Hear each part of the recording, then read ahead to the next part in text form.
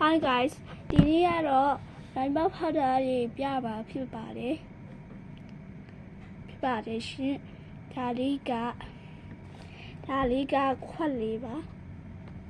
ခွက်လေးပါတယ်ဒါလေးကပန်းရောင်နဲ့ရွေးလို့မရပါဘူးဒါလေးကပြာရောင်ဖြစ်တယ်ဒါလေးကပြာရောင်ဖြစ်တယ် fish နဲ့လာပါတယ်ဒါလေးရညခုတ်လေးရလာရပို80ရာကောင်းတယ်လိုက်ပြပြီးသွားပြီနော်ဒါလေးရကြတော့ဟိုဝါနဲရှုပ်ပလိုင်းပေါက်ပြီပါနဲရှုပ်ကအတုပါ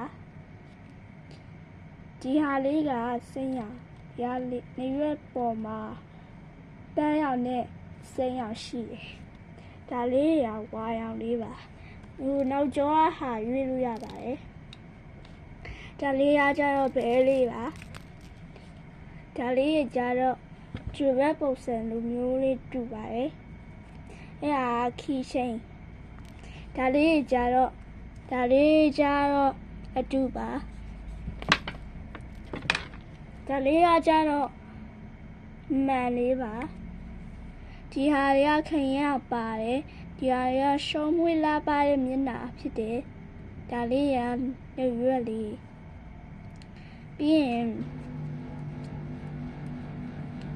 မဲလေးကြည့်လို့ရပါတယ်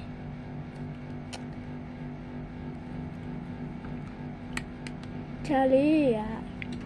ရှိတ်လို့ရတဲ့ခီးချင်းပါဒါတူပါကုံလုံးကတူဖြစ်ပါတယ်အားလုံးပဲကျေးဇူးတင်ပါတယ်ရှင်